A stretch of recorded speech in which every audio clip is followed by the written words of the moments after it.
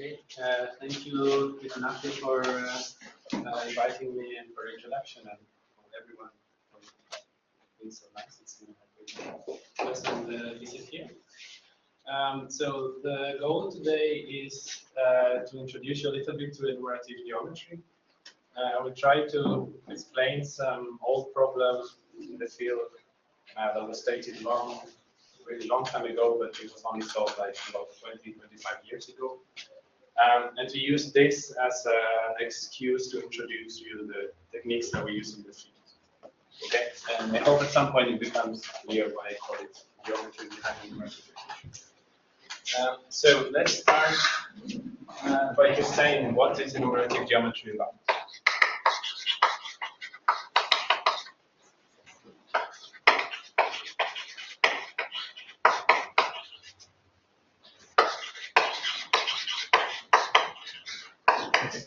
So it's a really, the questions are kind of very classic, right? What you want to do is you choose your favorite geometric problem, which you know has a finite answer, and then you want to count the objects.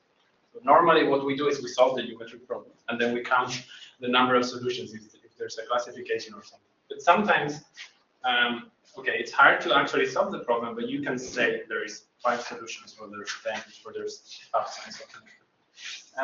And in particular, for the context of this talk, the problems are going to be, I want to count the number of curves inside a given variety with some conditions that ensure there's finite limit. Nowadays, people also try to count surfaces and other things, but the part that is well developed is for curves. So as a motivating problem that we will see several times in the talk, let me define, so let's consider a concrete problem. So the problem is you want to compute N0D, which is the cardinality of rational plane curve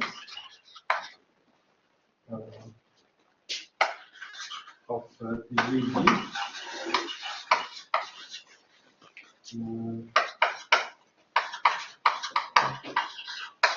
Passing through 3D minus 1 general points.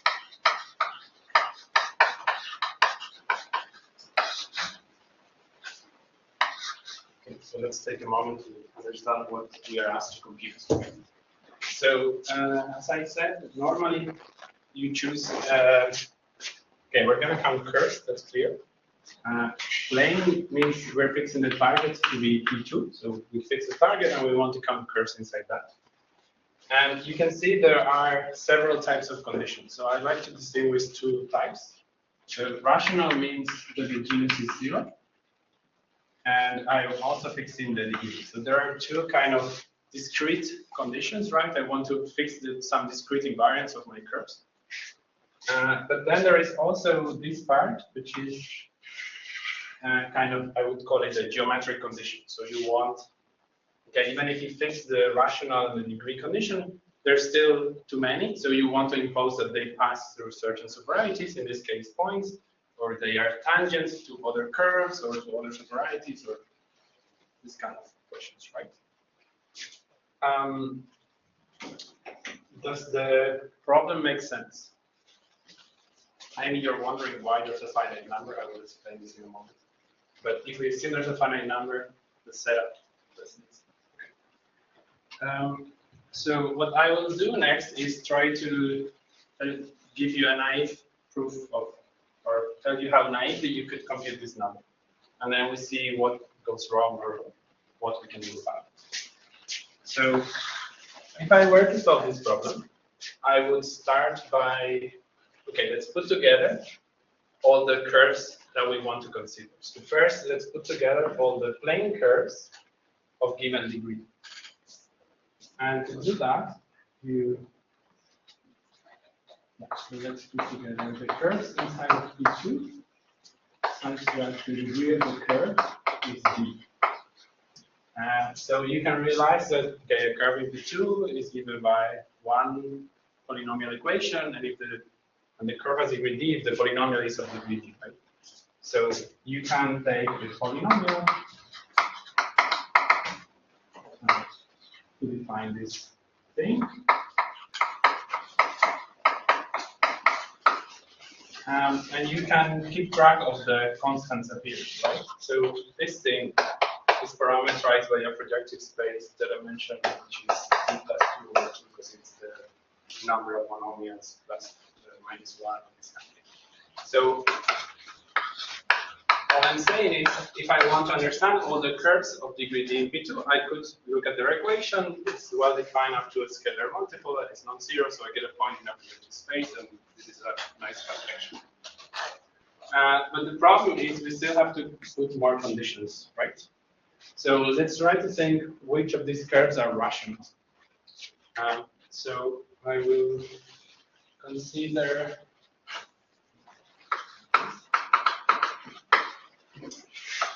I want inside of this space to consider the curves in P2 such that the degree is d and the genus is 0. Okay. And to do that, I just say this in words. So if you have a curve of degree d inside of the projective plane, you can use the degree genus formula to compute its genus. And if you want to ensure it has genus 0, you have to impose that the curve has as many nodes as the genus, and this will drop it to 0. So you want to impose that the curve has certain nodes. And the important bit in here is that you compute the dimension of m. You get this minus the number that comes out of the degree genus formula, and you get 3d minus 1. Okay, so this, we have the 3d minus 1 appearing somewhere in this kind of setup. And now I want, okay, these are too many curves. In fact, it's a positive dimensional space, so I cannot get a finite number out of it. This I don't know how. But if I impose passing through points, I can drop the dimension of this space, right? So if you look at the curves in P2 such that the degree is d and the genus is 0, and pi belongs to the curve, right? So I fix one of the points, and I want which of these elements pass through the chosen point. I also get some mi inside of this. This is a closed condition. And this is of codimension 1. Okay, so naively, if I have 3d minus 1 of these conditions,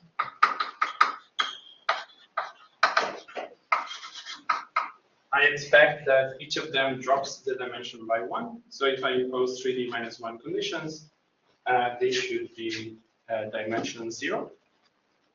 So it's a bunch of points. So I can count the number of points, and I will get m0.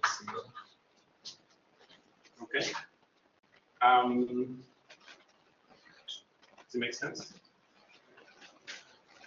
So maybe it's not entirely clear, but the condition that the points are general is sort of hidden is that I want these varieties to intersect well, right? So, for example, if the points are all the same, then I'm intersecting something with itself. It doesn't drop the dimension, and you still have infinity. What I can tell you is that M01 is very easy to compute because it's the number of lines through 2 points. This is 1, because we're assuming the points are distinct.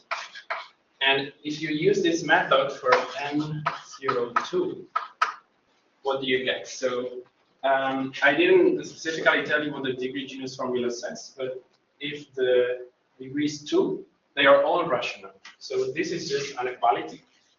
You have projective dimension of dimension, projective space of dimension 5. So varieties, but these are linear equations, right? So these are hyperplanes. So you're intersecting 5 hyperplanes in P5. So the intersection is just 1 point. This is the fact that there is a conic through 5 points, and in this case, we know exactly what general position means. Like means something like no 4 of them or no 3 of them have to be aligned. We understand this very well. What happens if you try to do this for N03 or higher? Well, this inclusion, okay, theoretically speaking, it works, but we don't know what this object is. And when you try to understand this intersection, I'm thinking this intersection is happening in the Chow ring. So you need to understand the Chow ring of this thing, and we don't know enough. We don't know what M is, and we don't know how to understand this intersection. So although it is in practical, so although this is in theory a way to understand the problem, it's not practical to understand. Does it make sense? Can I explain more or less? Okay. I will say for context that they're not all equal to 1, so we're doing something interesting. The next number, okay, these two are very well known classically. The next number is 12. This is known since the middle of the 19th century. N04 is 620, so they start to grow. Again, from the 19th century. And then the next one that was computed individually, I think, is N05. It's 87,304, so they kind of grow very quickly. And we have to wait over 100 years. So this is the N05 is from 1995. And then something happened, which I will explain later, so we don't have to come into the room. But it's to give an idea. And okay, I try to start with something maybe a bit basic, so you understand what's going on. I hope nobody's lost at this point yet. But also because of this, okay, I think if you understand this example, you understand what we want to do in general. We do in a much more complicated way, and I will try to simplify it so it's understandable. But the basic idea was, I tried to put all the curves with the discrete conditions together in some, let's say, algebraic variety, whatever you want to call it. I call it a moduli space. And then these kind of geometric conditions are a bit different. So for every geometric condition, you hope that there is a closed subvariety.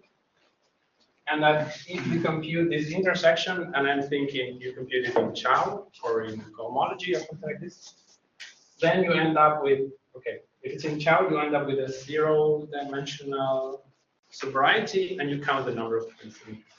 So if you're able to have this setup in general, you could try to mimic this technique. And this is actually what I'm going to try to explain next. Okay.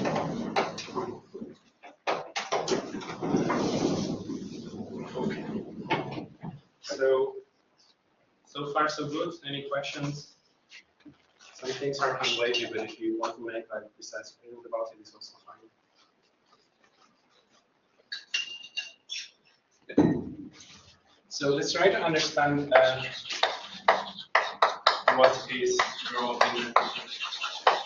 Can I ask you something? So you mentioned the problem is fully solved for curves in P2? Continuous zero? Like, yes. We know all N0Ds. Yes, with the asterisk. I will explain this in the talk. Depends what you mean by understand. But do we have a closed formula for N0D? Recursive, yes. Recursive. Yeah, I will explain this. Yeah. In fact, this is kind of the way I try to start this talk is we don't know how to compute N0D. I'm gonna guide you through some very technical abstract things, and then we're gonna see that. So it seems we're making the problem worse, right? We had a very simple model. We don't know how to compute.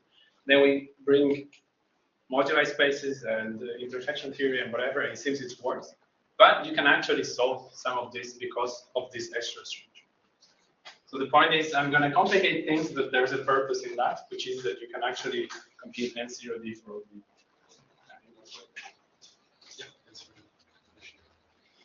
Okay, so if you were to, okay, the first thing I want to say is that there is some philosophy behind enumerative geometry, which is you need to understand at some point you have to face the question, what is a curve? And there are different people with different answers, and this gives rise to different theories, right? So in my example, a curve means it's an embedded curve. I'm giving you the equation for the curve inside the projective plane. And for what I'm doing now, the philosophy is that a curve means a parametrized curve. So my curve means there's an abstract curve with a map to my target, say, projective space. Right? So the image of this thing, I want to think is a curve inside of PR. But I'm going to understand, the things I'm going to study are abstract curve with a map to projective space. I will make this more precise in a moment. So if you were to understand this problem, I think the most natural place to begin would be, can I put together all these things? So a smooth curve with a map to projective space. And I'm going to start writing symbols and try to explain what we mean by these symbols. So you might have encountered something like this. Normally we put MGN for the modular space of curves. And then we put extra information if we're thinking that it comes with a map to the top. Okay? So roughly speaking, this is modular space. So it means it's trying to parameterize certain objects. And the objects are these things, where C is the smooth. This G stands for the genus. The D stands for the degree of the map.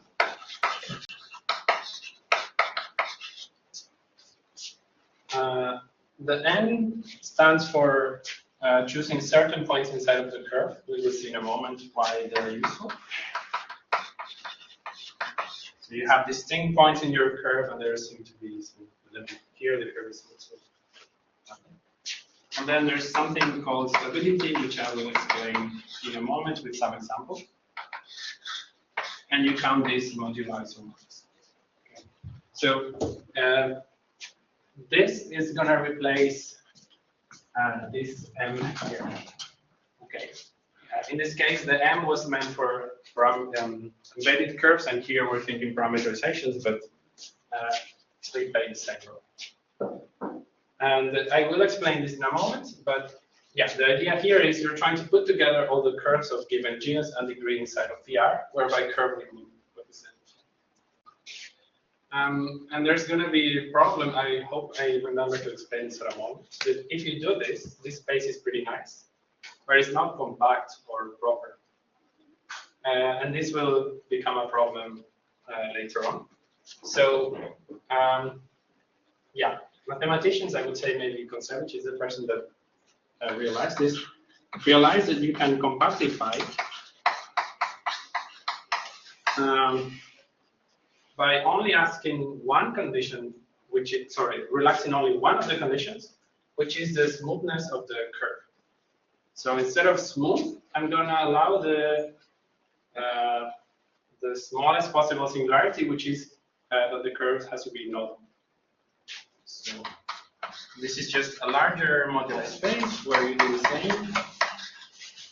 The curve is nodal, and the rest is exactly the same. Okay.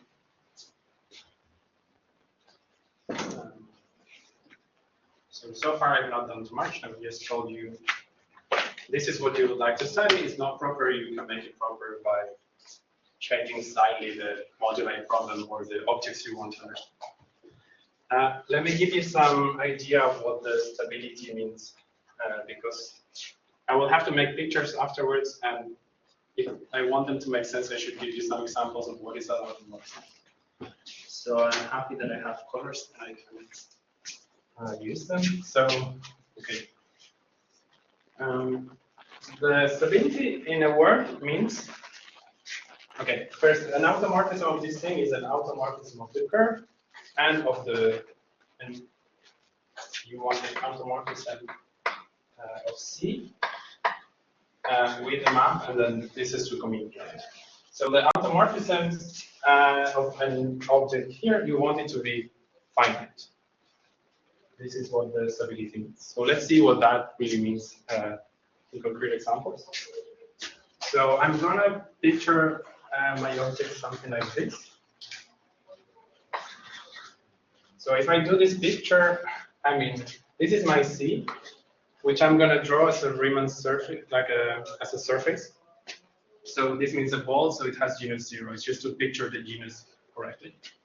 And then I have a map, and in the target, in PR, I see a conic, for example, or a cubic. This would be a cubic because I can intersect with the line and get it.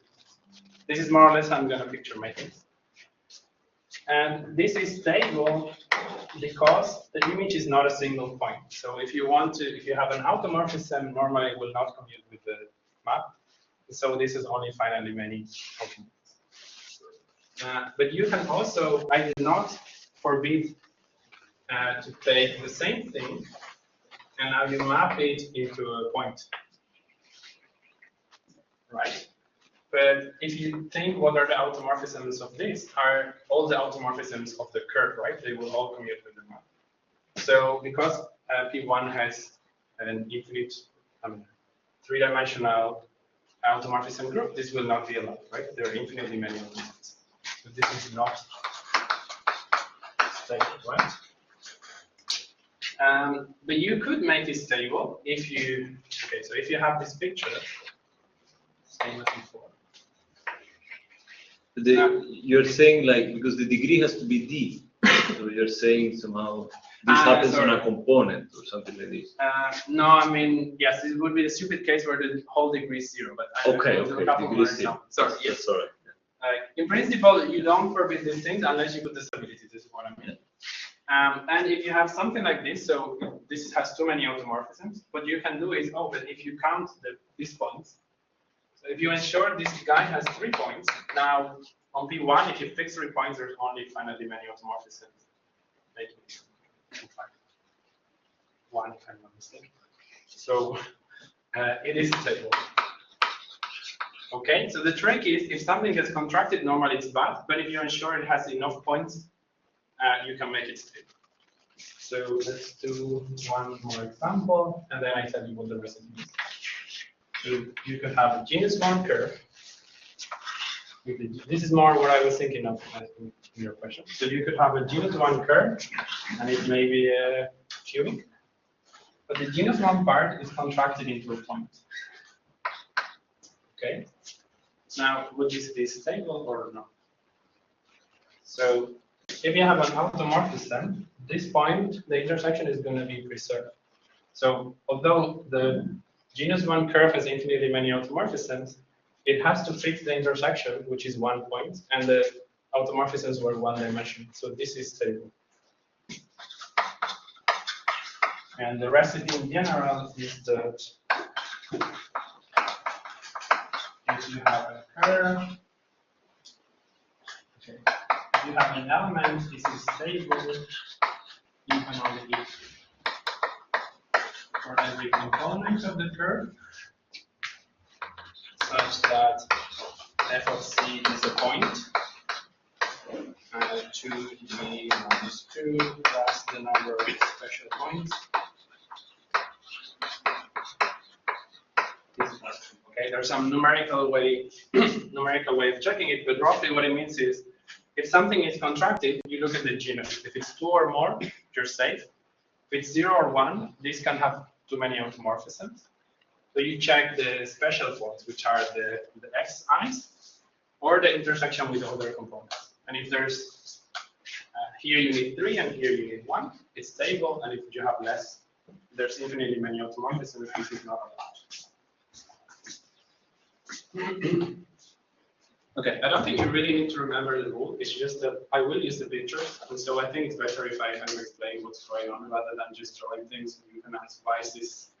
Why can you contract this but not if you don't have the bubble or something? So I just want to kind of make it self.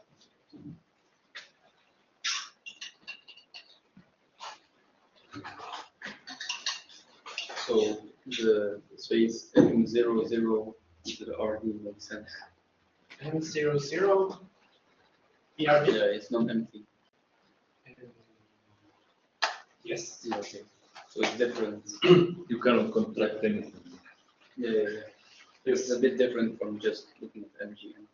You have more yes, examples. if you have more things, yeah. The only case which is a bit stupid is if the degree is 0, because you're just choosing a point in the target and you get MGN cross PR. Maybe that's the one that's closer to being MGN, but you always have the choice of a point in the target.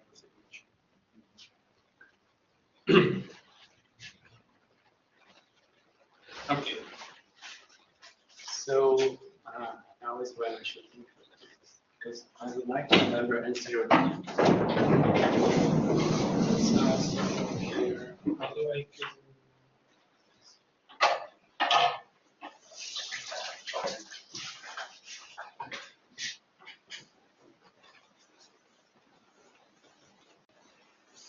Okay, so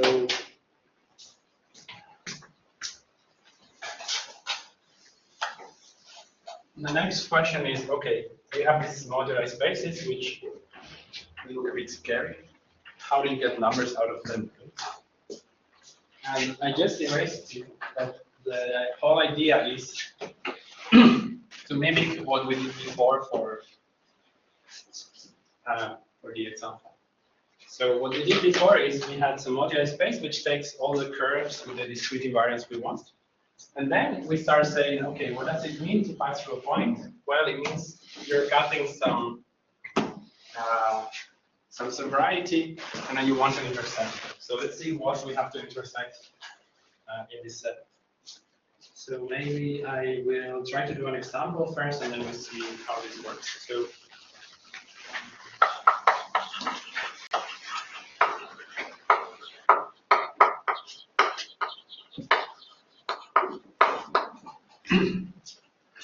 So let's suppose you are in one of these spaces, so you have n bar g and PRD, right? And you choose a point. So if this is a modular space, it means that the point in this thing is one of the things I picture right? So this point corresponds to some curve that I'm gonna make up. And this curve has some points. Let's say there is one here and two there. And what I'm going to try to think is imagine that image is something like this. It's not really important like the picture, but the idea is if you give me a point, I have a curve with a map. And I would like that these 3 points are the ones I fixed at the beginning. So maybe there is something like this, where if this is xi, I want that f of xi is equal to the points I prefix at the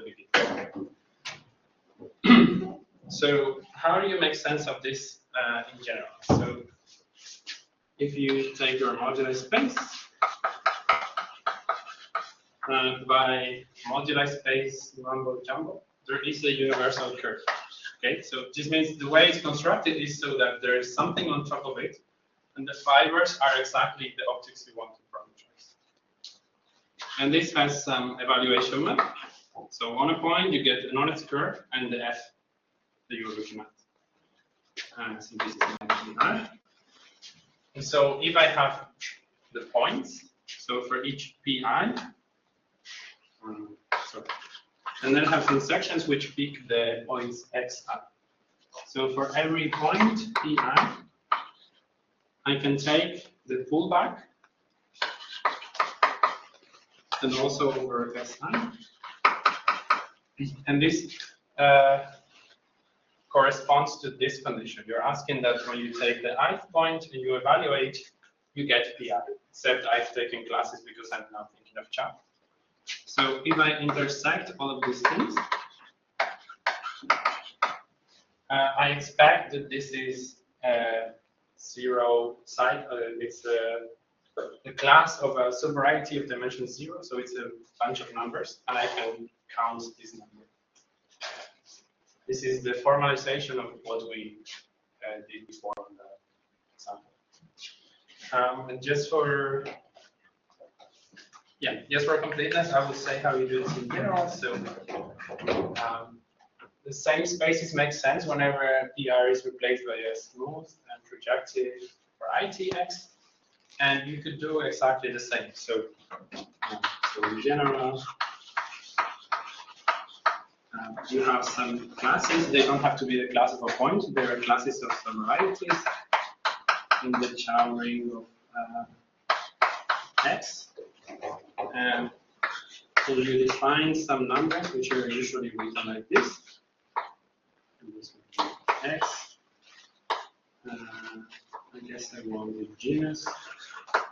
And I want the degree. I don't need to put the n because it's the same of the number as the number of points.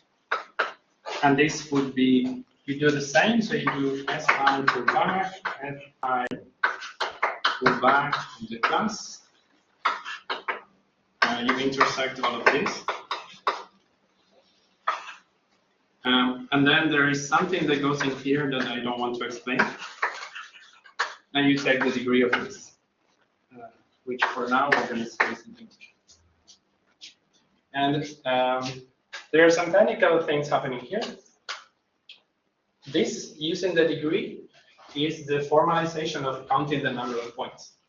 And the problem is, if your space is not proper, you could imagine that, okay, maybe you have a point, but you can deform, so you can move this point until it goes to the boundary and kind of leaves your variety because it's open in a projective space or something. So the number of points is only well defined when your variety is proper. If not, you can kind of move them to the far away and they kind of disappear. So this is the reason why we want this proper thing instead of the nice smooth curves. And then here I would have to put the fundamental class of my modular space. So in the case we're looking at, which is genus 0 MP2 or MPR, it doesn't really matter. But in general, you have to put something called a virtual fundamental class, which is way too technical. I don't think I understand it properly. I could not explain to you properly. But it's a technical gadget that will bother us at the end of it. What if you change the complication? That's a very good point.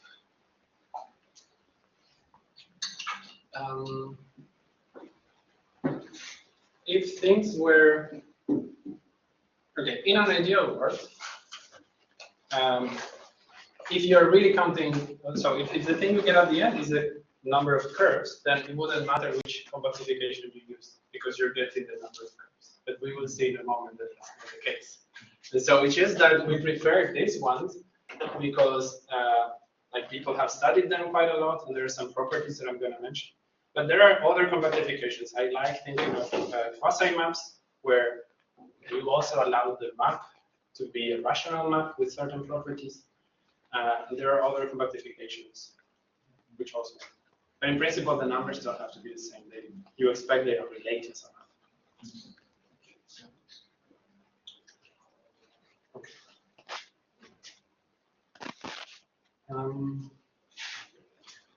So let me back up for a second. So, Can I ask you something? So since you're taking the degree at the end, there is no need to insist that these are algebraic subvarieties, right? Like chow. These that are is just correct. homology. Normally, you can take, some people take chow.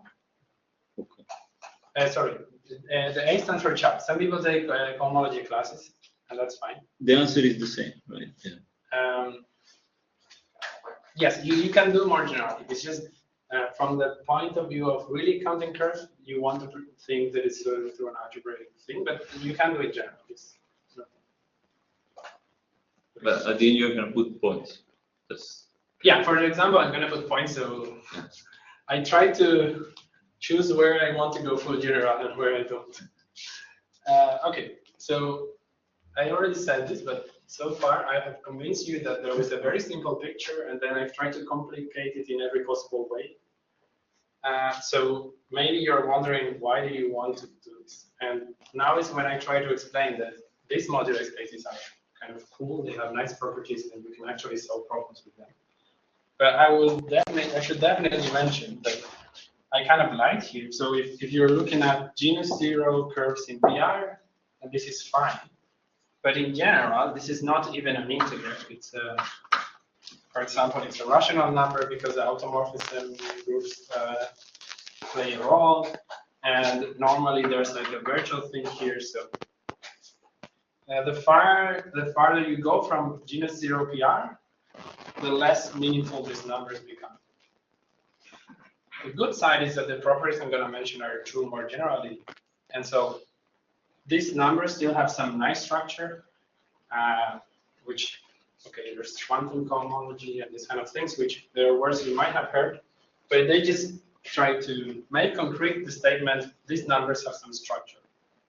And that's, I think, the reason why people care so much about them. There are other compactifications that don't have so nice properties. Okay, so I don't know how I'm doing with time. I studied at the time more or less, right? Yeah. Yeah. Okay, so that you don't get integers is because these spaces are probably only sets, or yeah, so if you want to be formal, the moduli spaces are DM stuff. Yeah. I insisted that the automorphism would be finite, but you still have to take into account the automorphisms. Points And- come in ways. Yeah. But even when they are integers, I'm going to show you later that they don't have to do with curve counts anymore. It's not so clear when you're computing. So let's compute the N0B. And I'm going to use a very non-trivial fact.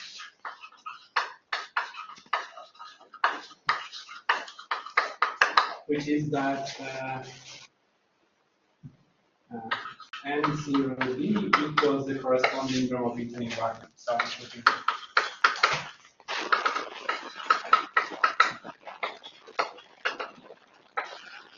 when you have PR, G is 0 and G is 0. So this just says if you want to compute this number, you can instead compute the Gromov-Witten invariant, where all the gammas are with the class of a point. And I'm assuming the entire is like this way, which is okay. So this means we only have to compute Gromov-Witten search and Gromov-Witten. And this is where, for me, the magic begins. So there are. This is P2. Yes. The properties I'm gonna state are for PR, but this statement is for so there are basic relations as well. And now the idea is, okay, I'm going to write for relations and then I try to explain a couple of them so you see how having modular spaces is really helpful. So the first property is mapping to a point. Okay, they have a name. I just write the property and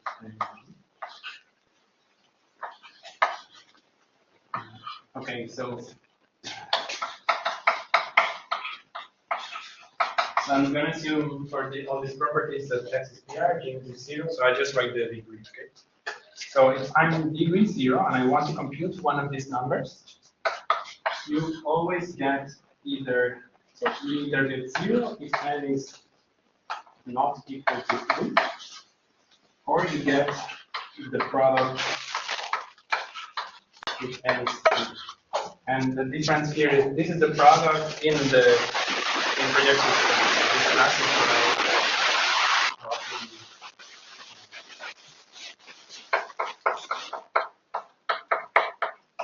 the covering of projection space is single. And this group is set. So in the projective space, you have hyperplanes and intersections of them. So there's a hyperplane. If you intersect two of them, you get a codimension to object and so on. And then you can multiply them by a number. So if you know the dimension and the degree of an object, you know its class. And all I'm saying is if you want to compute some number on degree 0, you just have to, there have to be exactly 3 elements, and you just have to intersect them in this group, which is not very bad.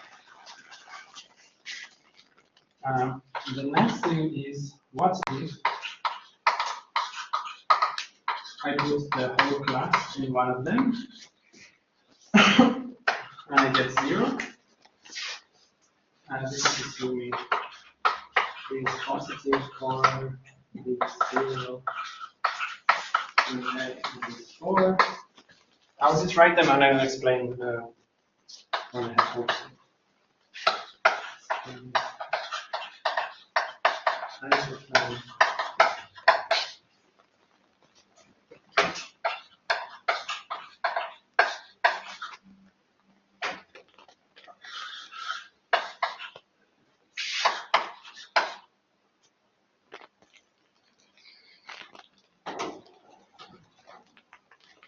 Okay, let me try to explain something about the first three. So what I'm saying is there are particular cases where the distance are easy to compute. The first one is if the degree is 0. You need to ensure there are 3 guys, and then you intersect them in the target, which is much easier than intersecting inside a modular space that you don't understand. This is the case where one of the classes is BI. So you're thinking one of the points is not prescribed to go anywhere. It can go wherever it wants, and then you get 0. This might not be specified. There's just too many curves, so you get 0. This one is one of the points is asked to be on a hyperplane, and you get the degree out, and then you can compute with 1 class less. So you think that there's some kind of recursion going on in here. And the fourth one is a bit annoying to write. I will do it, but it's called the Leuven equation, and it says something like this.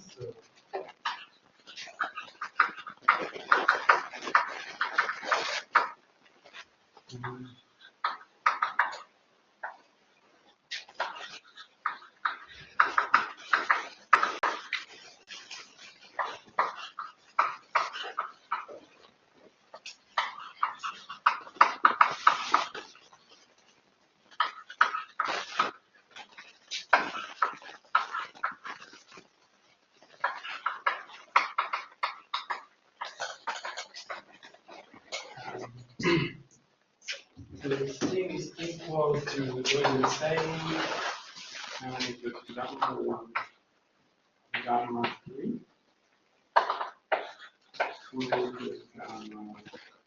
2.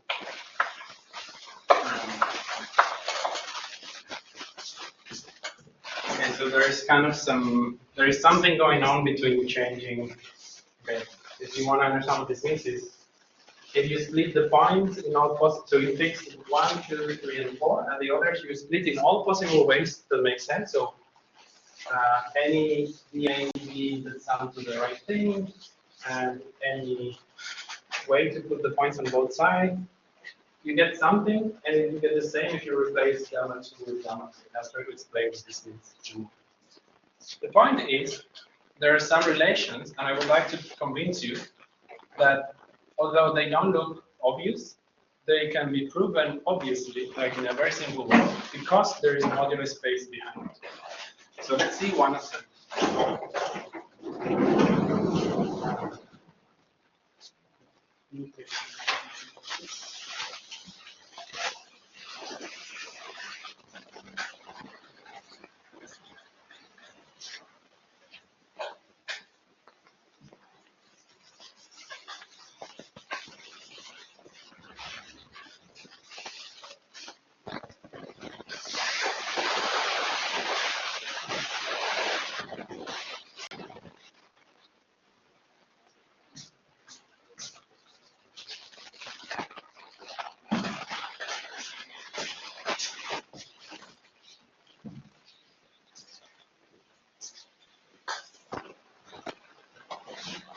Do these relations also determine the numbers? I mean, like you could start with the relations. And Yes, these are also called, some people call them machines.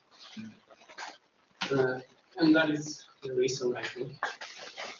We will try this.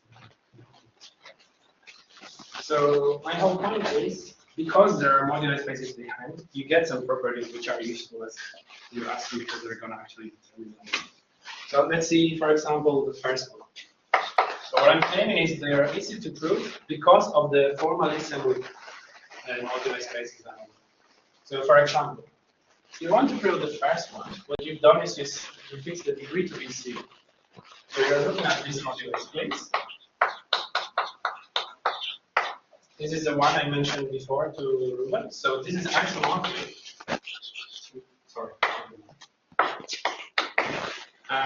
Okay, the map is constant, so you can choose any curve in here and a point in the target. And then this comes with this evaluation map to projective space, and here is just the projection of the second part.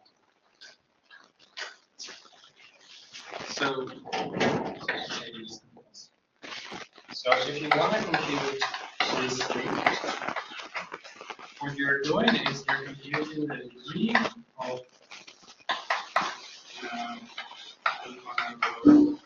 write EBI for SI, so the evaluation of the I point. So you want to do this.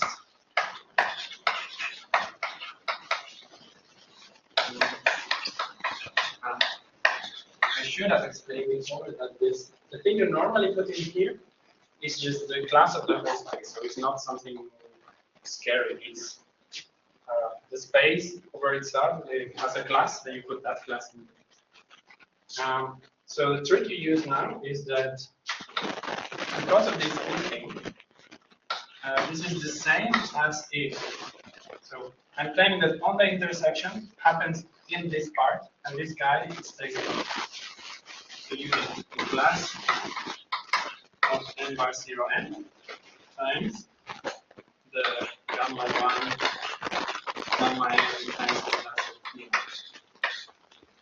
So kind of your product splits between this part, which is untouched, and this part where the intersection happens. So in this case,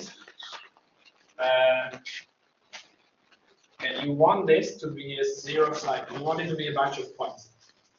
And this will only happen, so this is 0 unless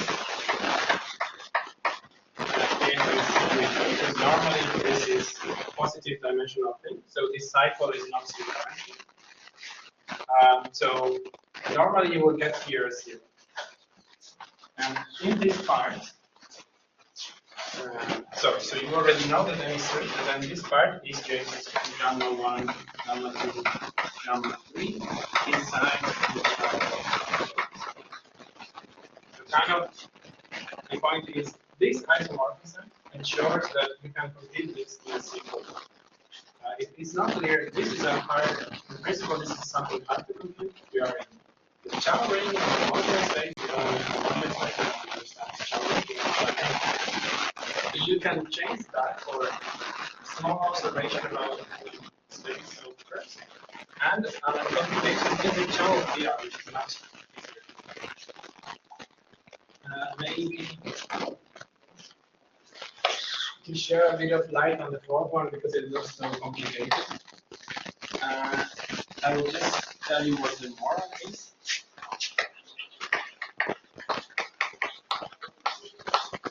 So if you have this space, you can first forget that there is a map, and you end up in M0n, and you can also start forgetting points. So you can go all the way to M04. So I forget all the points until there's only 4. Why do I do that? Because M04 is the modular space of 4 points in, well, if I don't put, it's 4 points in P1 and then I've compactified it somewhere. But 4 points in P1, if I choose 3 of them, I can map them to 0, 1, infinity in an only way. So if I don't put the bar, this is C star, and then I've compactified it and I get P1. So this thing is very simple, right? And in particular, so the elements in here normally look like a typical element in here looks like my picture from before. There are 3 points inside of, there are 4 points inside of P1. But there are special, when I compactified, I added something in the boundary. And the things I added look like this. So there are 2 special things. I put 1 with 3, and 3 with 4. I'm just saying what is the index of each of the markers. So I can break the curve into 2 parts, and I decide the stability ensures that there have to be 2 points on each side, and I'm allowed to put them as I want. Like 1 can go with the 3 and 2 with the 4. Or 1 can go with the 4, and this is the only one. No, I have to do it. Right, so these are 2 elements of my modular space. In the boundary, this in breaks. I have 2 points on each side, and these are clearly distinct elements of my space. But their classes in Chow, I mean, these are 2 points in P1, so they have to be linearly equivalent. So if you pull, this is our relation in the Chow ring of P1, and if you pull back this relation to this under complicated moduli space, you get some relation. If you write down what it means, it would imply this thing. It's say you forgot everything and you ended up here. How did that happen? Well, your curve has to break into two parts. The sum of their degrees has to be d, but the points can be however you want, except that on this side, 1 is with 3 and 2 is with 4, and the others are as you want. And this side, 1 is with 2 and 3. So complicated formula, but very simple explanation. And finally, I think the story goes that this formula or something similar was conjectured by physicists.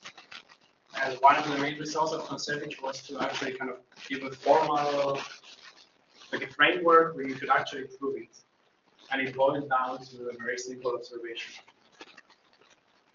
So even though we knew this is kind of, it should be true, there is no way we didn't know how to prove it unless you bring up all this moduli space and complicated things, and then do something stupid.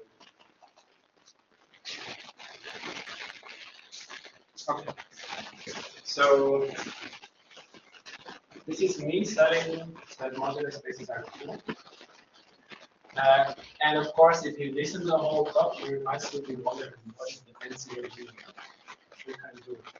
So one of the things you can do is you can use the 4 formulas. It's not very long, but I didn't see the point of doing it. If you take the 4 formulas and you take one, gamma 1, gamma 2, gamma 3, gamma 4 in a smart way, and you use them, you can compute a recursive formula for N0. The formula looks a bit bad, a bit horrible, because it looks like this. With some elements in here, I'm not going to write it, but there is a recursive formula. And the only input you need is that there is one line through 2 points. I think so. And as I think you asked, you can also use these formulas to recover all the Gromov-Witten invariants. So it's not just one specific example. That example is pretty nice to work out. But in general, you can argue that this gives you a recursive algorithm to compute any Gromov-Witten invariant of genus 0 in projective space by definition. So they are completely determined by 4 relations and 1 matrix.